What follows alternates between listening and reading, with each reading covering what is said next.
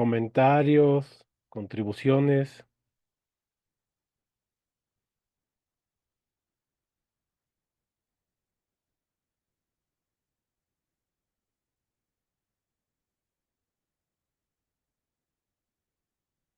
¿no? ¿Nada? Si no, entonces continuamos con el tema. Va. Entonces estamos hablando justamente de la salud de los ecosistemas, no sé si se acuerdan de eso. Empezamos a hablar de estabilidad, de la estabilidad de la estabilidad. De hecho, durante el fin de semana les dejé este paper por si lo querían leer y con eso completar su actividad. Eh, Hablamos un poquito también sobre este tema de la fragilización de los sistemas producto de la extracción de aleatoriedad en el entorno.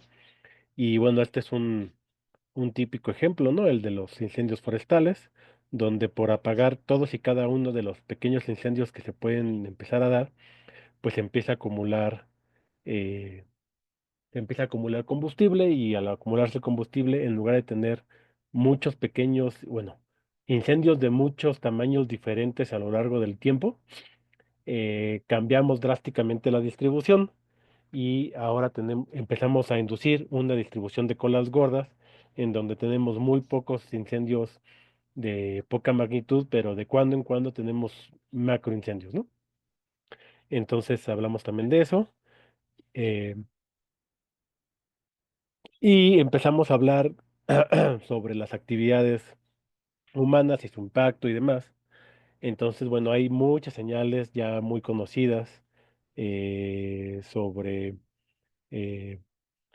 eh, digamos, cómo se han ido cambiando algunos procesos biogeoquímicos a lo largo del tiempo debido a las perturbaciones antropogénicas. Entonces aquí están varios de estos procesos biogeoquímicos importantes. eh, y eso nos hizo pensar en justamente este término que se empezó a acuñar hace algunos años sobre si es que estábamos en alguna especie de nueva área geológica dominada, como se puede ver aquí en estas gráficas, eh, por las actividades humanas, ¿no? Entonces, bueno, los humanos siempre han modificado su entorno, siempre han hecho construcción de nicho y eso pues no es nuevo. Lo que posiblemente es nuevo es la magnitud y la velocidad. En términos de magnitud, pues nunca antes habíamos los humanos tenido capacidad de transformación del entorno a escala global.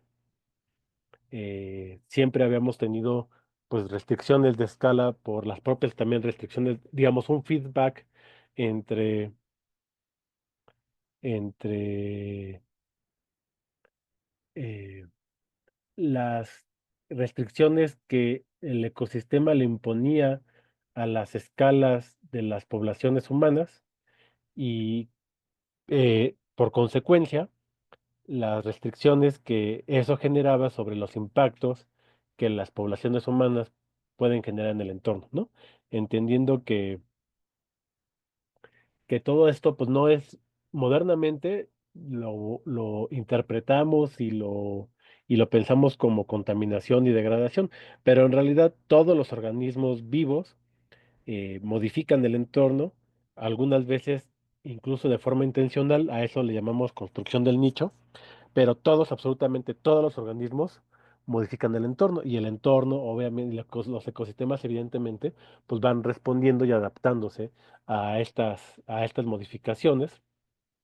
Sola- Solamente es, digamos, en tiempos muy recientes que debido a la magnitud y a la escala de perturbación que somos capaces de generar, pues es que esa forma natural de interaccionar con los ecosistemas se empieza a ver desde una perspectiva, digamos, negativa y no natural, y le empezamos a llamar contaminación, ¿no? Recuerden que la dosis es el veneno. Entonces, en realidad es un tema que está muy cercano a lo que hemos a lo que hemos estado viendo acerca de las escalas. Se integraron más compañeros. ¿Alguien tiene dudas o preguntas? Todo bien. ¿Todo bien? Ok. De los temas que han estado viendo de asíncronos, ¿todo bien? ¿Todo en orden? Si van teniendo dudas, las pueden poner en el grupo o las pueden ir haciendo en clase. Yo sé que los materiales que les he dejado tienen mucha profundidad y densidad conceptual, entonces pues no se vayan quedando con dudas. Vale. Entonces, aquí hay una manita o hay un comentario. Vale, todo en orden correcto. Sale. Entonces, dados estas huellas estadísticas en los datos bioquímicos que hemos sido capaces de ir monitoreando con el tiempo, cada vez con mayor resolución espacial temporal y confianza estadística, pues entonces esta idea de que estamos en un antropoceno, pues empieza a resultar interesante. eh, y sin embargo, desde el principio hubo un poco de resistencia a realmente considerar una era geológica, porque hay ciertos, digamos, am, parámetros que se deben cumplir para que se pueda considerar algo así. Entre otros, por ejemplo, registros fósiles. La gente empezó a decir que los registros fósiles del antropoceno, pues eran, por ejemplo, residuos materiales que se podían encontrar a diferentes sustratos del suelo, etcétera, ¿no? Entonces, hubo una discusión bastante amplia, bastante larga. Inicialmente parecía que se iba a aceptar el término. Creo que hoy en día, hasta donde yo tengo conocimiento, no se ya no se aceptó el término de antropoceno. Y nosotros escribimos este artículo, pues antes de eso. Y de hecho lo que decíamos en este paper es que a nuestro juicio, en realidad no era un antropoceno, sino un tecnoceno. Y lo que nos llevó a pensar a ello fue, de entrada, estas gráficas que son de un artículo muy bonito sobre escalas y ¿cómo se llama? Escalas en términos de relaciones alométricas. Y muestran, por ejemplo, el logaritmo, bueno, obviamente está en log-log para poder ver que sea una ley de potencia, y muestra este, métricas de energía o de uso de energía y, y cómo esa se usa en determinadas áreas específicas, ¿no? Entonces, lo que muestra es que el uso de la energía en la mayoría de los mamíferos terrestres, ahora aquí hay mucha dispersión, obviamente, ¿no? Entonces, bueno, esta regresión es, eh, pues, para otro tipo de datos, pues no sería para nada creíble, ¿no? De hecho, sigue habiendo mucha dispersión. Eh, Sin embargo, más o menos uno podría relativamente convencerse de que todos los triangulitos son un clúster, ¿no? Inclusive olviden un poco la línea de regresión porque pues esa está chafa, ¿no? Vean la cantidad de puntos que caen dentro y la cantidad de puntos que caen fuera. Entonces, la regresión es chafa, pero sí podríamos pensar que todos los triángulos verdes son un clúster, todos los puntitos azules son otro clúster y todos los puntitos morados son otro clúster. La regresión de los puntos morados arriba es un poquito más creíble. Sin embargo, sigue teniendo mucho ruido. Tampoco se la tomen muy en serio. O sea, no usen nunca una regresión que se vea así para predecir valores específicos. ¿Me explico? O sea, si quisiéramos dar un resultado específico cuantitativo sobre watts y su relación con watts por kilómetro cuadrado, siguiendo esta regresión, pues estaremos haciendo charlatanería, ¿no? Eh, si ese fuera el objetivo, esto estaría muy mal, pero ese no es el objetivo. El objetivo de estas gráficas, para nosotros, en realidad, es mostrar que hay tres clústeres, no hacer una predicción cuantitativa de valores. Entonces, en estos tres clústeres vemos a la mayoría de los animales, diga, de los mamíferos terrestres, vemos en los puntos rojitos a los cazadores, a los humanos, cazadores recolectores, que en este artículo nosotros les empezamos a llamar humanos clásicos, Luego están humanos, digamos, organizados en sociedades preindustriales, en el segundo clúster de los puntos azulitos. Aquí está puesto como indicativo esta métrica que puede estar relativamente bien o mal, con cierto incertidumbre, etc., pero bueno, da un indicativo cualitativo sobre la producción primaria neta global. Y vemos cómo hay rápidamente puntitos morados que empiezan a estar cerca de ella y luego todos los morados están lejos, ¿no? Y todos estos morados son como los humanos organizados en ciudades modernas.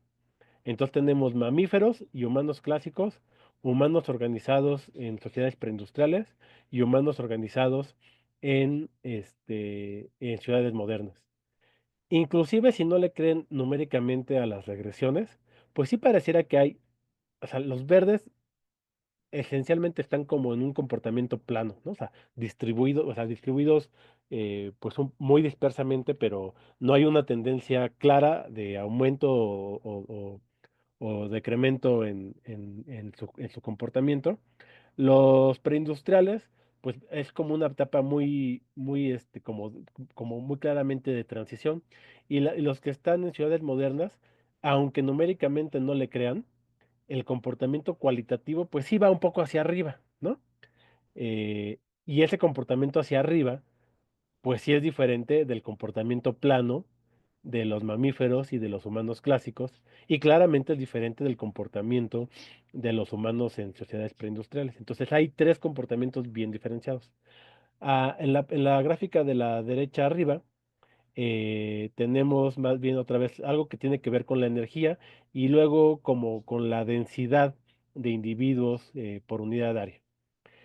Aquí las regresiones son un poquito más sugestivas en términos de la dirección. Otra vez, tampoco los usaría para hacer predicciones cuantitativas, pero en términos del comportamiento genérico, pues sí pareciera que en general los mamíferos terrestres, incluyendo a los humanos clásicos, pues tienden a moverse con esta ley de potencia, con un exponente negativo. Y luego tenemos un segundo clúster diferente, que son otra vez los humanos en sociedades preindustriales, y el tercer clúster de los humanos en sociedades modernas. Y de nueva cuenta, pues para empezar, están en regiones diferentes y también tienen coeficientes ligeramente distintos, ¿no? Entonces, los datos sugieren que los humanos modernos, ya desde la época industrial, pues comenzaban a separarse de las relaciones de escalamiento que siguen la mayoría de los mamíferos terrestres, incluyendo los cazadores-recolectores o los humanos clásicos. Y esta gran diferencia entre clústeres nos hizo pensar que en términos de entidades eh, informacionales, pues son diferentes cada uno de estos clústeres. Y pensamos que si, si bien los humanos clásicos están claramente asociados al clúster de los mamíferos, y los humanos en sociedades modernas ya no están asociados a ese clúster. Entonces, en términos eh, de cómo se agrupan en estas métricas, pues son entidades diferentes y específicamente a los humanos en sociedades, en ciudades modernas, les empezamos a llamar tecnobiontes.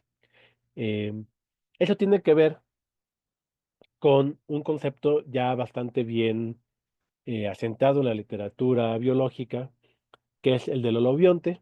Este artículo pues ya tiene sus años, es de 2017. El tema es más viejo, quizás probablemente empezó con los trabajos de Lynn Margulis hablando de simbiontes. De hecho, creo que la propia Lynn es la que sacó este libro de El mundo simbiótico. No sé si lo saben, además, que Lynn Margulis trabajó, si no me equivoco, creo que trabajó en la Facultad de Ciencias durante algún tiempo.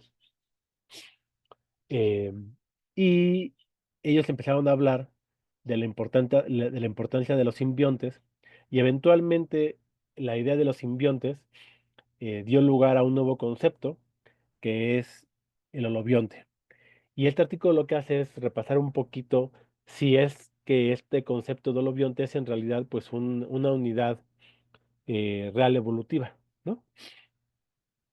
Entonces, bueno, en general el concepto del simbionte pues considera eh, cómo coevolucionan animales o plantas u otros organismos, microbios, etcétera, eh, de forma acoplada. Y la idea del holobionte hace referencia, digamos, a la unión de todos los genes que están coevolucionando juntos entre los simbiontes y los hospederos, juntos como una unidad, digamos, acoplada y no como unidades separadas. Entonces, por supuesto que hay una evolución de cada uno de los simbiontes y hay una evolución específica del hospedero, pero también hay una coevolución de los dos agrupados. Entonces, esa idea de que en realidad las especies no evolucionan de forma independiente, sino que en general siempre están coevolucionando y que bajo ciertas circunstancias específicas, en algunos contextos, cuando los observamos, pareciera ser que están evolucionando de forma independiente, pues no es cierto, ¿no? Ese es solamente digamos, un artefacto del proceso de observación y de conceptualización de todo el marco teórico de la evolución. En realidad, siempre todas las especies están coevolucionando, ¿no? Algunas con interacciones más fuertes que otras, y esas interacciones que son más fuertes, si llegan a cierto valor umbral en donde se manifiestan como lo que entendemos como un simbionte, bueno, entonces ya ahí hablamos de que sus dos pools genéticos son en realidad uno y le llamamos el holobionte, ¿no? O sea, aquí hay algunas referencias que hablan acerca de eso, pero lo importante es, déjenme, les voy a pasar dónde está mi modelo. Ok, empezamos desde acá.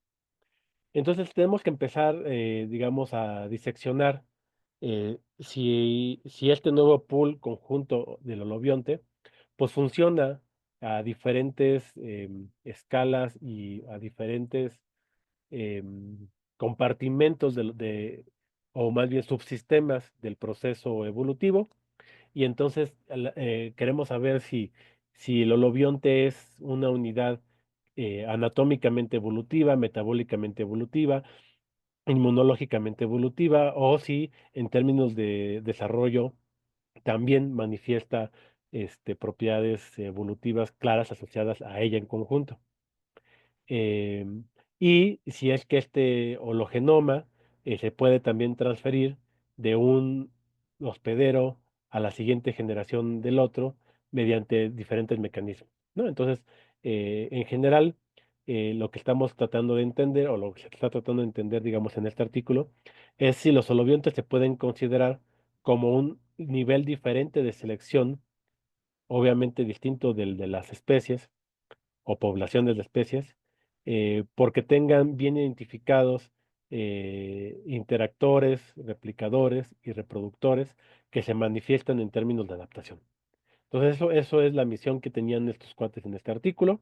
Entonces, desde mi perspectiva y de la que hemos estado trabajando con Elvia Ramírez y desde hace bastante tiempo, eh, la pregunta es si podemos pensar que el proceso evolutivo pues, es un proceso F que toma información de un genoma GI, ¿no? Y lo transforma en un genoma GI este, tilde, algo del estilo, pues, como de una función, ¿no? Que va de G a G. Eso sería como para cuando estamos hablando de poblaciones de una especie. Ahora, muchas especies coevolucionan, ¿no? Entonces pareciera que tenemos que tomar que el proceso evolutivo F, entonces ahora más bien toma información de GI cruz GJ, ¿no? Es decir, de diferentes especies, y los lleva a GI cruz GJ primados. De esta manera, entonces, la idea del holobionte es que tenemos justamente eh, algunas especies específicas que mantienen una interacción eh, simbiótica con la otra, a la que le vamos a poner G minúscula, y entonces el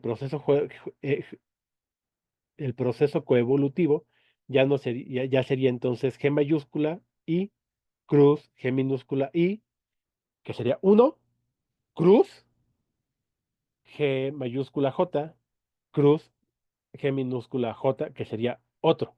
Entonces es el holobionte con indexado I y el holobionte con indexado J, donde las G minúsculas son, por ejemplo, microbioma, ¿no? También se ha demostrado que hay un acoplamiento con el medio ambiente físico, ¿no? Por ejemplo, la coevolución de la vida y la química atmosférica, que es el trabajo seminal de Lovelock cuando en sus inicios trabajaba para la NASA y le pidieron que generara pues una especie de protocolo como para detección de vida en otros planetas. Y entonces muy inteligentemente Lovelock pues le preguntó qué es lo que es más visible desde fuera de un planeta, pues su atmósfera, y dijo, bueno, ¿y en qué planeta sí sé que hay vida? Pues en la Tierra. Entonces vamos a entender el efecto de la vida sobre la atmósfera de la Tierra y tratar a partir de ahí, pues de generar indicadores que nos pudieran decir si en otro planeta que tuvieran atmósfera podríamos inferir la presencia de vida o no. Entonces hay un artículo muy famoso de eso de Lovelock y a partir de lo que él entendió de la coevolución de la vida y la química atmosférica, pues entonces primero de forma metafórica, pero después ya no tan metafóricamente, empezó a él a acuñar un modelo, un modelo, un modelo del sistema planetario que llamó Gaia y que les digo, en un principio metafóricamente lo pensaba como que Gaia, es decir, el planeta con todo lo que tiene adentro, específicamente la vida, se comporta como si el planeta mismo estuviera vivo. Eh, Poco a poco, primero, inicialmente, pues esta visión un tanto metafórica de Lovelock, pues fue tomada con mucho recelo, fue vista mal. eh, Afortunadamente Lovelock tenía pues varias skills interesantes en términos de tecnología y, digamos aspectos más duros de la investigación científica y entonces pues empezó a generar patentes que tienen que ver con justamente los temas de exploración planetaria, aeroespacial y cosas por el estilo.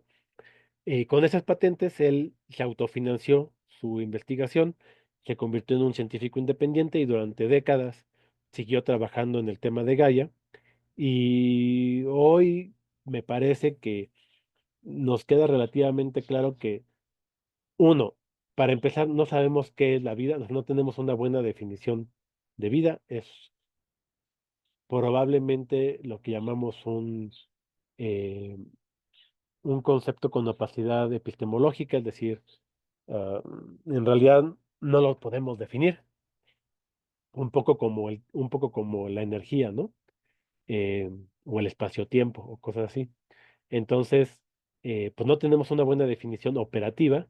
Obviamente sí hay una definición de vida, pero pues tiene problemas, por ejemplo, para entender si un virus está vivo o no está vivo. Habría discusión sobre vida artificial o no. Y desde esa misma perspectiva, pues habría una discusión interesante sobre si la Tierra, bueno, si el planeta exhibe propiedades parecidas a las de los organismos vivos, al punto tal que ya no metafóricamente, sino ontológicamente, lo podríamos considerar como un organismo vivo. Entonces, probablemente el problema de esto tiene que ver con la elección de utilizar una lógica CRISP, es decir, es o no es, está vivo o no está vivo, y quizás este es un problema que más bien requiere de una lógica difusa. No sé si todos están familiarizados con el concepto de lógica difusa. ¿Hay alguien que no? Yo no estoy familiarizado con eso. Ok. Si tú, a ver, ahí déjenme prendo mi cámara porque eso creo que sí funciona mejor así. Ahora, ¿cómo lo hago? Esto, así, eh, sí, sí. Ok, ahí me ven, ¿no? Vale. Entonces, vamos a pensar. Aquí tengo una moneda conmemorativa de la Fundación de México Tenochtitlan, ¿no? De hecho, está muy bonita. No sé si la alcanzan a ver ahí. La pregunta es,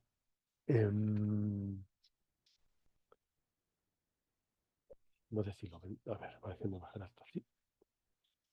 Ven ahí la moneda, ¿no? La moneda está sobre este dispositivo, ¿sí o no? Sí, Ok. La moneda está sobre el dispositivo, ¿sí o no? ¿no? No. La moneda está sobre el dispositivo, ¿sí o no? Pues sí, ¿no? Todavía. ¿Y esto de aquí qué? Pues no está completamente en el dispositivo, pero el centro de gravedad se sostiene ahí. O sea, no se cae. Ajá. Pero de la pregunta matemática lógica es, ¿está sobre o no está sobre? Yo respondería que mientras no se caiga al vacío, está sobre el objeto sobre el cual está apoyado. Entonces Ok. está sobre. Tú dices uno, ¿quién dice cero? ¿O quién dice no tiene una respuesta en términos de unos y ceros? Sí, no hay una respuesta como en términos de unos y ceros. Ese es un problema que surgió en la teoría de toma de decisiones, sobre todo con problemas de optimización. Y justo, ya déjenme ver, alguien aquí estaba diciendo algo. Ah, ya están diciendo que no están familiarizados. Ok. Y efectivamente, ¿no? La lógica booleana es un tipo de lógica, pero es el único tipo de lógica, ¿no es cierto? Entonces, eventualmente, con problemas de toma de decisiones, justo imagínense que dependiendo de si ustedes deciden si la moneda está o no está sobre el dispositivo, van a proceder con la acción A o con la acción B, ¿ok? Entonces ya no es trivial el decir si está o no está sobre el dispositivo porque van a haber consecuencias. Entonces la gente se empezó a dar cuenta de que habían problemas que no admitían una solución en términos booleanos y entonces construyeron lo que se llama lógica difusa. Entonces en la lógica difusa, efectivamente, la moneda estaría parte en el dispositivo y parte no en el dispositivo. Entonces, eso abrió un campo súper interesante en toma de decisiones y se ocupa muchísimo. Si les interesa el tema, les puedo pasar un par de artículos de lógica difusa aplicada a problemas ambientales y de toma de decisiones. Este, y, y en nuestro caso, pues entonces abre también la discusión en términos de si Gaia está viva o no, en el sentido de, esa es una mala pregunta. Em, Ustedes, obviamente, como matemáticos, ubican que para poder resolver, por ejemplo, una ecuación diferencial, pues necesitan tener un problema bien puesto, ¿no? ¿Qué es tener un problema bien puesto? Por ejemplo, en ecuaciones diferenciales ordinarias. Que las soluciones dependan continuamente de las condiciones iniciales, podría ser también. Bueno, una de ellas. Por ejemplo, esencialmente tiene que ver, o sea, sí, tiene que ver con eso, y tiene que ver con que, bueno, exista la solución y la solución sea única. Y por ejemplo, para que la solución sea única, normalmente necesitamos tener bien definidas las condiciones iniciales, ¿no? Si no te definen las condiciones iniciales, entonces puede ser que exista solución, pero entonces no va a ser única, vamos a tener una familia de soluciones. ¿Están de acuerdo con eso, no? Entonces, para que un problema esté bien puesto, pues requieres hacer la pregunta correcta. Si tu pregunta, resuelva usted la siguiente ecuación diferencial, taca, taca, taca, pero nunca te dije las condiciones iniciales, pues de entrada te puse una pregunta mal puesta y tu solución no va a poder ser una solución única.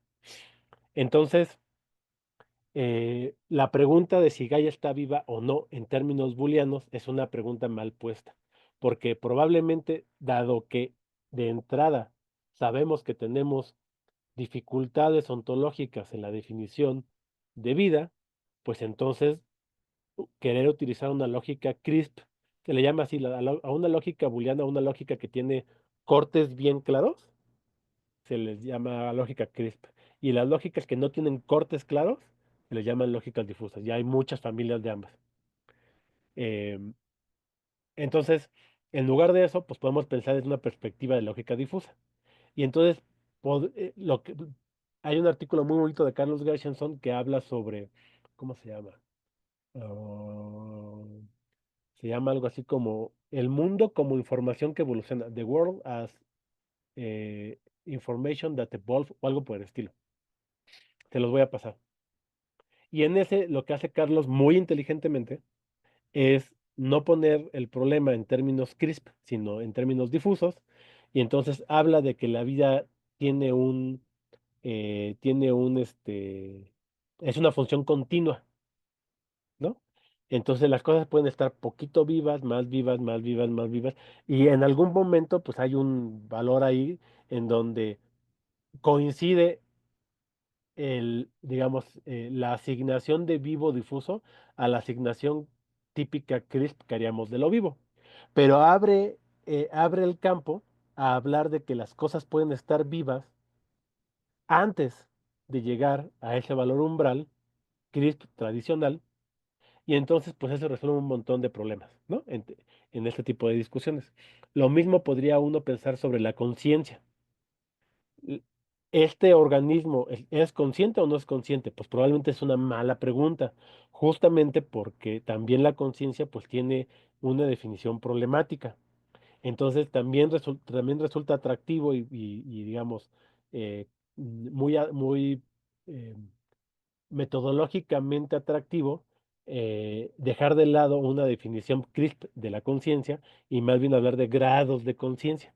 Evidentemente, como en la vida, va a haber un lugar, un valor umbral, en donde coincida el valor CRISP tradicional que tenemos de que algo es consciente con el valor difuso, pero te permite hablar, por ejemplo, de que muchos organismos pueden tener conciencia, diferentes niveles de conciencia, ¿no?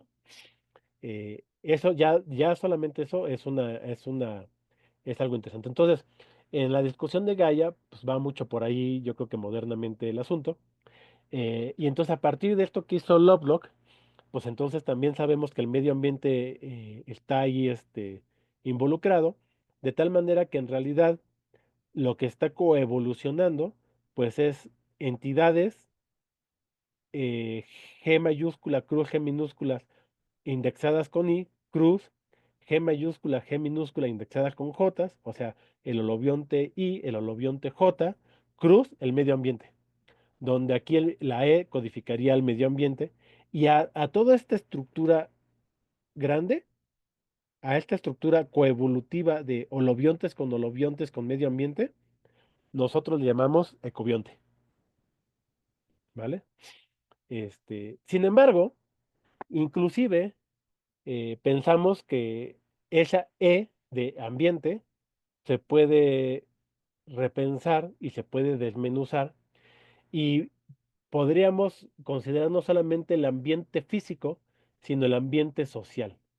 De tal manera que ahora podríamos ser más explícitos y eh, mostrar que podría haber un proceso coevolutivo de G mayúscula cruz E minúscula como una entidad, cruz, G minúscula cruz E mayúscula, cruz y así, todo, hasta por ejemplo un E global, cruz, un E minúscula global, donde el E mayúsculo codifica el medio físico y la E minúscula codifica el medio ambiente social, ¿no? A esto inicialmente le habíamos llamado socioecobionte, pero después nos convencimos de que en realidad no hace falta como, digamos, reconceptualizar la, mm, la extensión y ahora más bien a todo esto le llamamos ecobionte, donde ya estamos incluyendo la parte social. Entonces, en términos, por ejemplo, anatómicos, consideren, por ejemplo, modificaciones anatómicas que se hacen en algunas tribus de diferentes lugares. No estoy tan seguro. Creo que este sería un caso de Papúa Nueva Guinea, en donde desde muy chicos se van poniendo este tipo de anillos en el cuello que van forzando a que haya un alargamiento del mismo. Por supuesto que este individuo, si tiene hijos, esos hijos no nacen con un cuello largo, ¿verdad? No hay, en principio, una direccionalidad de, de afuera hacia los genes, sino de los genes hacia afuera, ¿no? Eh, y digo en principio porque hay algunos casos muy nuevos que ponen en duda esto que no me acuerdo cómo le llaman, creo que le llaman el paradigma principal de la evolución, a lo que le llaman evodevo, es decir, de la evolución hacia el desarrollo, no al revés. Eh, no me hagan mucho caso ahorita de la terminología porque podría no estarme acordando bien, ¿eh? Pero claramente, pues este individuo no va a dejar descendencia con el cuello más largo. Sin embargo, este individuo podría dejar sus, su socio, su socionoma, es que en inglés es genome, en inglés es socionom, pues sí, socionoma. Podría dejar su socionoma, es decir, sus tradiciones y sus rituales asociados a estos expansores de cuello. Eso sí se puede heredar a las siguientes generaciones y las siguientes generaciones, aunque no van a nacer con el cuello más largo, van a mantener las mismas tradiciones y van a replicar tener el cuello más largo.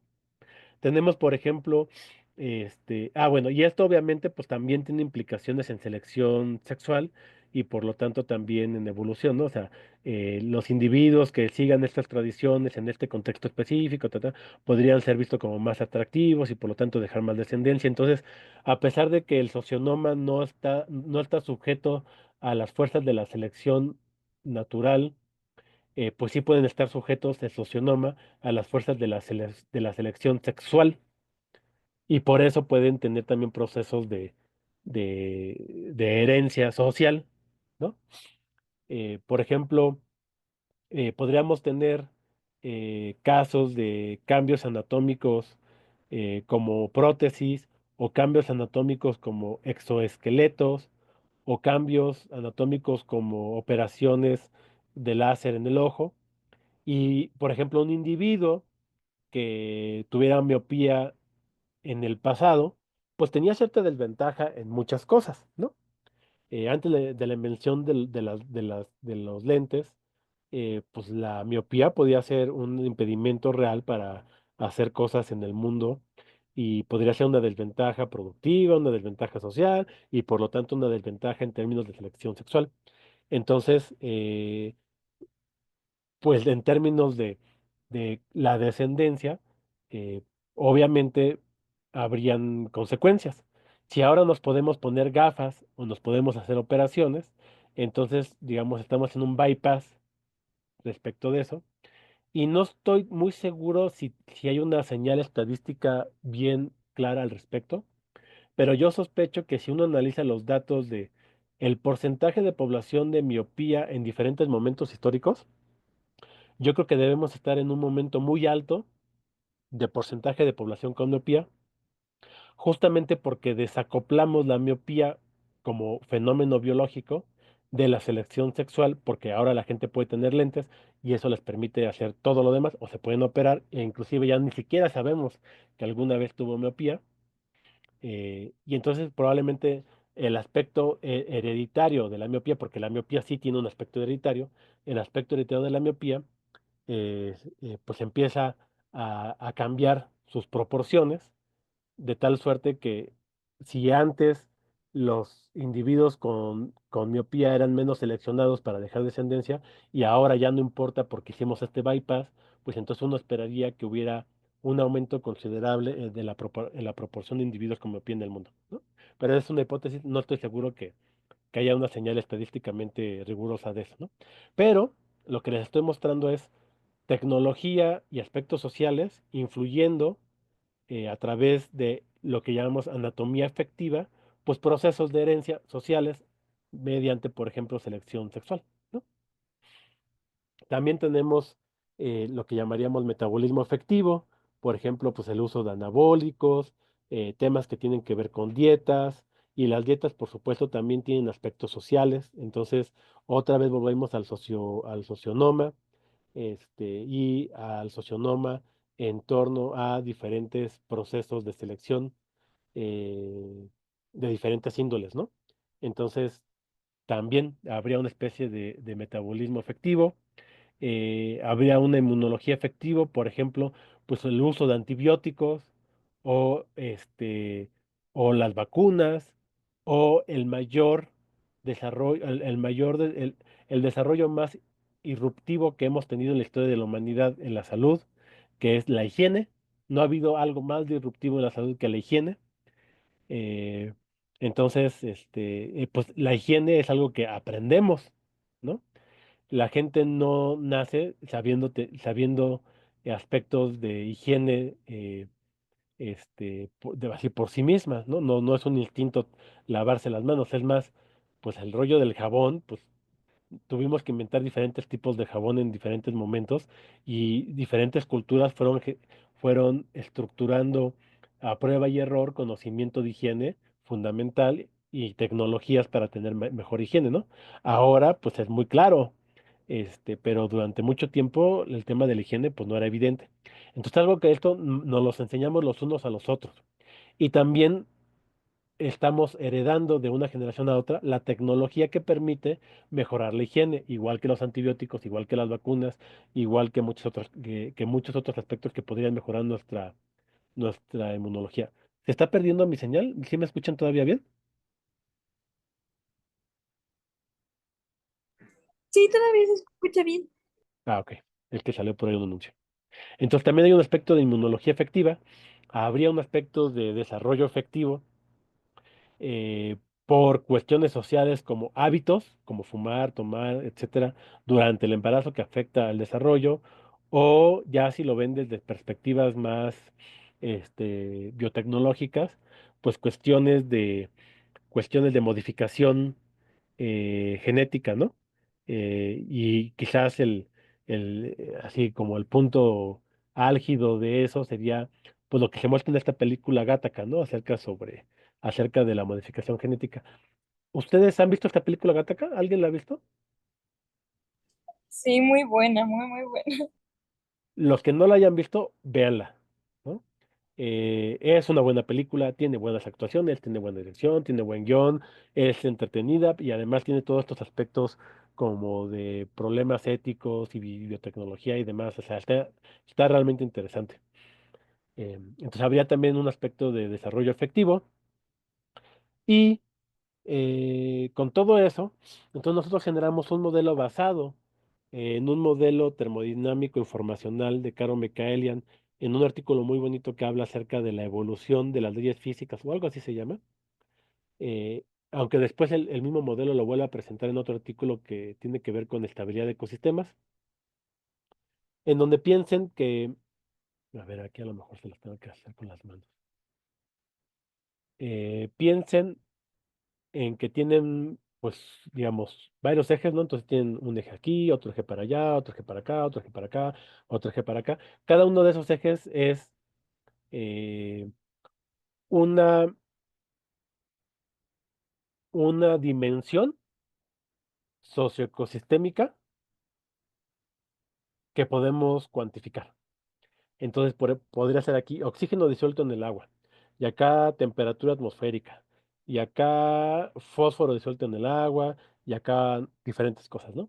Entonces, en ese espacio n-dimensional de recursos abstractos, porque no son solamente recursos naturales, también podrían ser recursos sociales, ¿ok?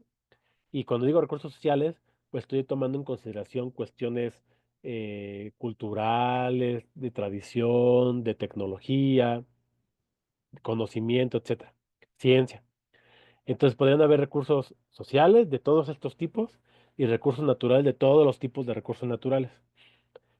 Y entonces podríamos definir ahí un vector y ese vector consume pues su proyección en el eje 1, pues consume cierta cantidad de eso, sería la proyección del vector, digamos, R en, en el recurso 1, y lo que consume ese mismo vector en el 2 es la misma proyección del 2, y así, ¿no? Con cada una de ellas. Y si se dan cuenta, ese vector, a través de las proyecciones, está definiendo un nicho. Entonces, este espacio abstracto de recursos naturales, pues define el nicho socioecológico del vector R. Entonces, el vector R, pues es un ecobionte, ¿sale? Donde el ecobionte, pues va a tener componentes genéticas propias, componentes genéticas de todos sus simbiontes y componentes culturales y componentes ambientales. Entonces, vamos a tener un vector aquí, otro vector acá, uno para cada ecobionte. Y por supuesto, si tuvieran dos flechas que están suficientemente juntas, quiere decir que están muy cercas también en términos de sus nichos, es decir, de las cosas que necesitan para sobrevivir. ¿Qué esperarían de estos dos que están muy cercanos en el espacio? Pues que compitan, ¿no? Entonces estos van a empezar a competir. Una de las cosas que pueden hacer es como empujarse uno al otro. Pueden empezar también a disminuir sus tamaños. Entonces el tamaño del vector sería como el tamaño poblacional.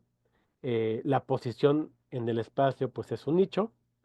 Y por interacción con otros ecobiontes, con o por consecuencia de fluctuaciones en cada uno de los recursos abstractos del espacio, de su espacio en el que está definido, pues este vector también puede moverse, puede crecer o disminuir, puede vibrar. Entonces hay cosas como vibraciones, rotaciones y traslaciones, ¿no? Cada una de estas cosas, si ustedes trabajaron en algún momento con sistemas dinámicos, son el tipo de cosas que hacen los sistemas dinámicos, ¿no? Vibrar, rotar y traslaciones, ¿no? Entonces uno puede empezar a definir la energía del sistema a través de estas vibraciones, rotaciones, traslaciones y de las interacciones entre los diferentes vectores que están ahí. Y entonces uno puede construir la energía libre del sistema y la entropía del sistema y hacer muchas cosas al respecto, ¿no? A nivel conceptual, esta es la imagen que me gustaría que se llevaran. Entonces tenemos pool genéticos del hospedero, pool genético del simbionte, pool social. Entonces tenemos el genoma, el microbioma y el socionoma que están coevolucionando. Hay procesos de herencia de cada uno de estos que transforman a estos pools de su versión inicial a una versión primada en un tiempo que va de T a T', y estos pools se manifiestan en el medio ambiente, que el medio ambiente también tiene un proceso de herencia en el tiempo. Por ejemplo, los suelos que existen ahorita en un lugar específico, pues son producto de los suelos que existieron antes. Y a veces hay procesos pedogenéticos que tienen una trayectoria específica y no te la puedes saltar. Entonces hay herencia ambiental, hay procesos de construcción de nicho, es decir, desde los ecobiontes hacia el ambiente, y procesos de selección natural del ambiente hacia los ecobiontes en los diferentes tiempos. Y entonces a esto le llamamos el modelo del ecobionte, ¿vale? Ok. Ya casi es la una, entonces vamos a parar aquí. ¿Tienen alguien dudas o preguntas? ¿Algún comentario, alguna contribución? En ese modelo se puede hacer alguna especie de adimensionalización o de alguna especie de análisis de componentes principales para reducir la cantidad de, pues, de ejes que pues son muchos. Mm, Pues sí, o sea, sí, o sea, la respuesta corta es sí. La respuesta no tan corta es sí, pero quizás no lo quieres hacer. Específicamente, quizás no lo quieres hacer con componentes principales. Si ustedes usan componentes principales, traten de no hacerlo. Dave McKay, uno de los grandes, grandes, grandes de la teoría de la información, sacó un libro hace varios años que se llama, creo que así, Information Theory. Es un libro azulito. Les voy a poner la liga, está gratuita en la página del que fue su grupo, el Inference Group en Cambridge. Lamentablemente el profesor McCabe nos trascendió, pero este libro es uno de los libros así como clásicos, seminales de teoría de la información. Y en algún lugar, en alguna discusión, es más, creo que un comentario en Amazon, si recuerdo bien, le pregunta a alguien, oiga, profesor, pero ¿por qué, pues se supone que usted es experto, ¿no? Y que su libro es muy fregón, ¿por qué en el libro no tratan el tema de las componentes principales? O sea, aquí la pregunta se puso, digamos, con un tono, pues, poco amigable, y entonces, Dave le contestó, pues, también poco amigable, pues, porque yo sí sé de teoría de la información. Y la técnica de las componentes principales es una técnica que no se debería usar y no se debería enseñar y por eso no está en mi libro. El problema de las componentes principales es parecido al problema de las regresiones lineales comunes y es que tienen limitaciones grandes a problemas de no linealidad, a problemas típicos que surgen en los datos reales. Entonces, la mayoría de los datos reales no satisfacen los supuestos que se tienen que satisfacer para que una regresión sea válida o para que un análisis de componentes principal sea válido.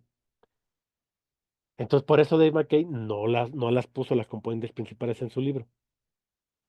Eh, Hace muy poco tiempo, quizás un año, Taleb empezó a trabajar en este problema relacionado a preguntas de, de análisis genéticos históricos, o sea, con genoma antiguo y, digamos, flujos migratorios y flujos genéticos que tienen una interpretación histórica, etcétera, ¿no? Entonces, se vio como ante la necesidad de plantearse el problema de las componentes principales y lo que él hizo de una forma muy inteligente fue redefinir una técnica de componentes principales que no esté basada en el algoritmo tradicional que usan, sino que estuviera basada en entropía. Y entonces lo que ellos ocuparon fue información mutua, que de hecho pues resuelve también el problema de las regresiones, ¿no?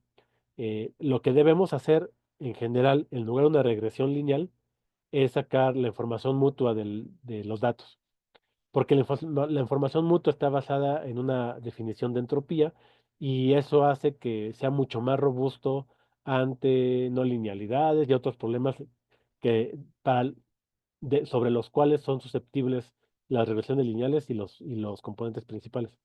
Entonces, si uno define un tipo de regresión lineal o un coeficiente de correlación a través de información mutua, entonces un coeficiente de información mutua, es una mejor idea, es más robusto, es técnicamente más válido, y lo mismo pasa con componentes principales. Y entonces hay un artículo relativamente reciente de Taleb donde define algo parecido a las componentes principales, pero con información mutua. Entonces, si lo tienes que ocupar, mi recomendación es ocupa la versión de Taleb de información mutua.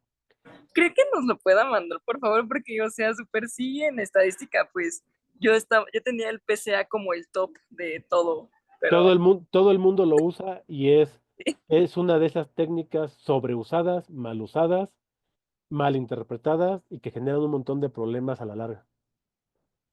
Igual que la regresión de lineales, ¿no? ¿Alguien comentó en el chat? Ah, en el caso dinámico. Abril, ¿a qué te refieres en el caso dinámico? Pues, o sea, el PCA por lo general, bueno, más bien no toma en cuenta, digamos, series de tiempo, Es su correcto. temporalidad. O sea, ¿cómo se aplica esto a la cuestión dinámica? O sea, que no tengas unos únicos autovectores para todo el tiempo, sino que se vayan como modificándose a cada tiempo. Ajá. Creo que en ese problema la técnica de Taleb tampoco es tampoco funcionaría. Creo que ahí tendrás que utilizar algo como Determinate Fluctuation Analysis, DFAs.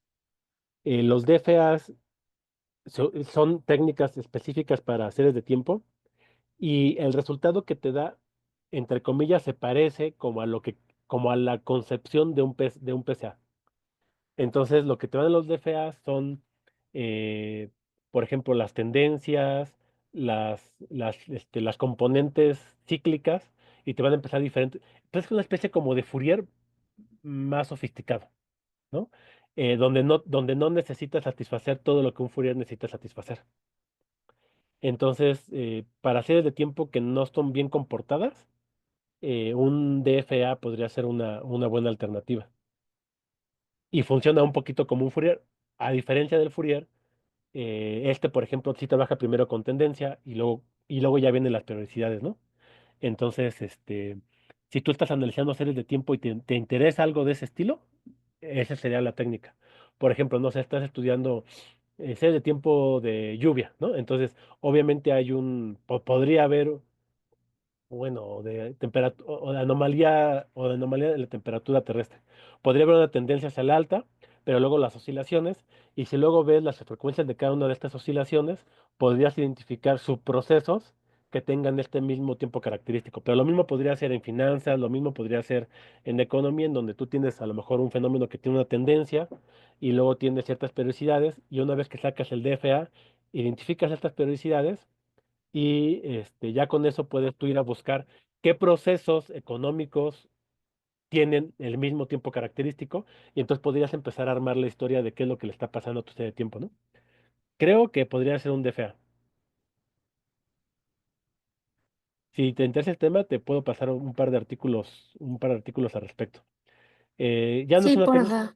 ya no es una técnica tan nueva, nosotros la usamos ya hace, pues, cuando yo estaba haciendo mi postdoc en astrofísica, o sea, ya tiene como casi unos 10 años, ¿no?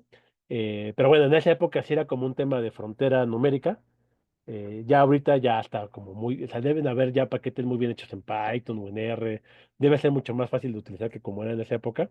Sin embargo, creo que todavía no es algo que haya permeado en la práctica, ¿no? Igual que el PCA, pues ya existe esta métrica entrópica de información mutua de Taleb, pero seguramente va a tardar todavía muchos años en que permee a la práctica, por ejemplo, económica o sociológica o inclusive en biología, ¿no? O sea, estos avances metodológicos no necesariamente eh, se, se transfieren de forma inmediata a quien lo necesita, ¿no? Entonces, sí va a tardar. Entonces, recuérdenme de pasar los artículos de estas metodologías para que los pueda entender. Sí, muchas gracias. ¿Alguien más? ¿Alguien tiene más dudas, preguntas? ¿No? Si no más dudas o preguntas, entonces pues nos vemos el miércoles. Mañana tienen clase con el profesor ayudante. A ver, ¿qué otra pregunta va a decirnos? ¿Todo bien? Ok, perfecto, va. Pues cuídense. A rato subo lo que haya que subir de videos para que los puedan repasar.